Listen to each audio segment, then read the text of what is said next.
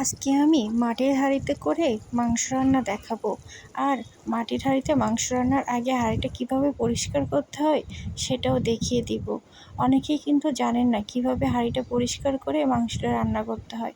আমি প্রথমে মাংসগুলো খুব সুন্দর করে কেটে ধুয়ে নিয়েছি, তারপর কি কি উপকরণ দিব সেগুলোও গুছিয়ে নিয়েছি। এরপর একে একে সব উপকরণগুলো মাংসের ভিতরে দিয়ে মাংসটা একসাথে মাখিয়ে নেব। আমি প্রথমে পেঁয়াজ কুচি দিয়ে দিলাম। পেঁয়াজগুলো আমি একটু বড় বড় করে কেটে নিয়েছি। তারপর শুকনো মরিচ মাঝখান দিয়ে কেটে কেটে দিয়েছি। যেহেতু এটা আমি মাটির হাঁড়িতে করে রান্না করব, তাই এগুলো বাটার দরকার নেই, এমনিতে সবগুলো গলে যাবে। তারপর কয়েকটা কাঁচা মরিচ দিলাম, তারপর একটু আস্ত জিরা দিয়ে দিয়েছি। আমি চেষ্টা করেছি সবগুলো একটু আস্তে আস্তে দেওয়ার, এতে করে ঘ্রাণটা খুব ভালো আসবে। আমার স্ট্যান্ডটা বারবার পড়ে যাচ্ছিল, এই জন্য আমার একটু ভিডিও করতে সমস্যা হচ্ছিল, বারবার ক্যামেরা নড়ে যাচ্ছিল।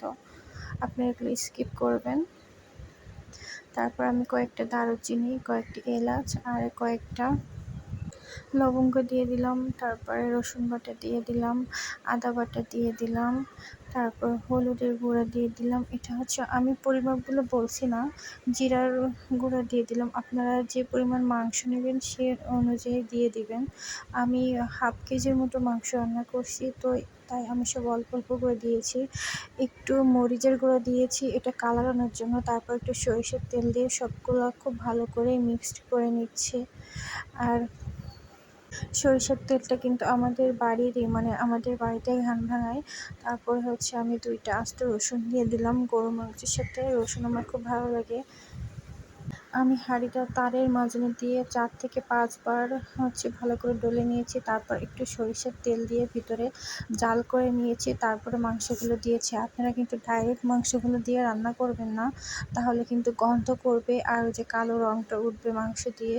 তারপর আমি চুলার উপরে বসিয়ে দিয়ে ঢাকনা দিয়ে দিলাম। তারপর আমি মিডিয়াম টু লো আছে মাংসটা জাল করে নিয়েছি। তারপর ফাইনালি কিন্তু আমার মাংস রান্নাটা হয়ে গেছে। হ্যাঁ, এই যে আমি একটু নেড়ে দেখাচ্ছি, দেখেন। আর এতে কিন্তু তেলের পরিমাণও খুব কম লাগে, অল্প তেল দিলে উপরে